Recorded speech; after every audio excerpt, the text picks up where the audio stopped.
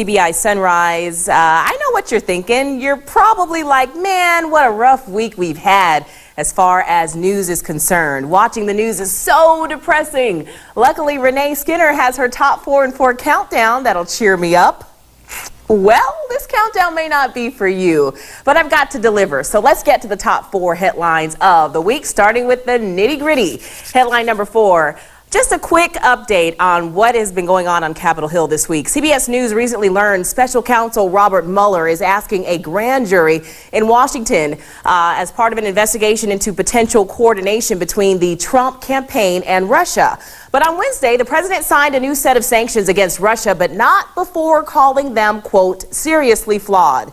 Mr. Trump then turned his attention to immigration, unveiling the RAISE Act, a new merit-based system for green cards. The RAISE Act would also cut the number of refugees admitted each year from 110,000 to 50,000. Then a shakeup in the White House staff happened this week. To make a long, short story even shorter, Anthony Scaramucci was fired as White House Communications Director. Scaramucci's ouster is the most recent high-profile departure from the Trump White House. Chief of Staff Reince Priebus resigned at the end of the last week, replaced by John Kelly, whose first day was this week on Monday. Well, this next headline is a little self-serving, and by self-serving, I mean I just need a break from telling you guys all the serious news.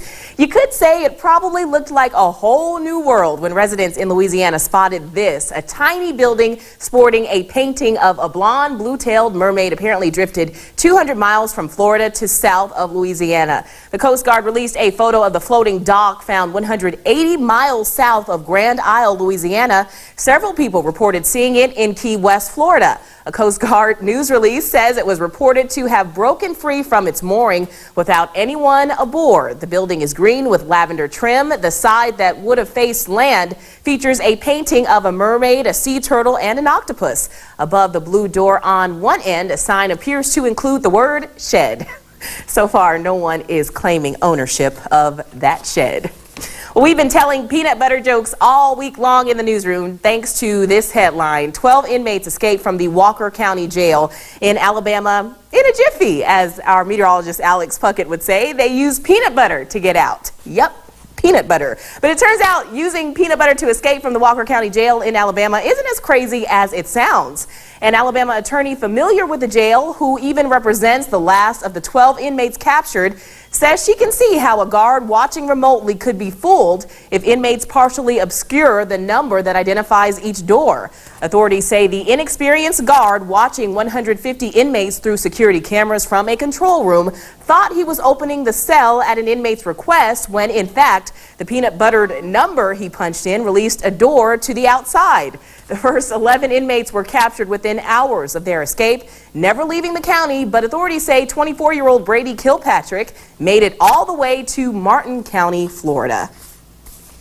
Well, all kidding aside, I thought I wouldn't have to talk about this topic in our top 4 countdown, but due to recent events, I clearly thought wrong. Domestic violence is once again the #1 headline of the week because it hit close to home too many times. This week, a Boonville man was arrested after police say he murdered his estranged wife and hid her body in a wooded area. The family told our cameras there were signs of abuse before the victim's life was taken.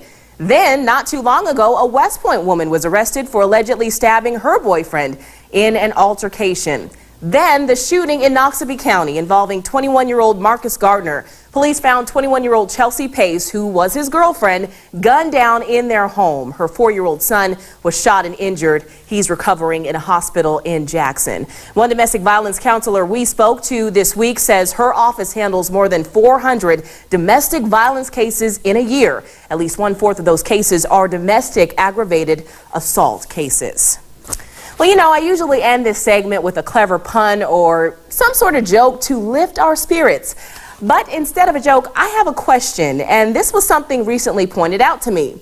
Where are all the local rallies? Where are the marches? Usually when there is an uptick in crime or gun violence, we march, we hold community events to make an outcry. We come together. But when there's an uptick in domestic violence, why isn't the outrage just as visible, if not the same?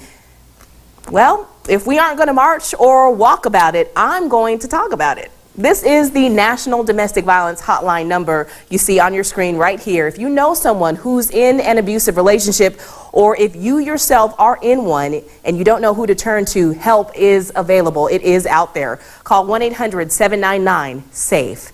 We'll be right back with more Sunrise after this break.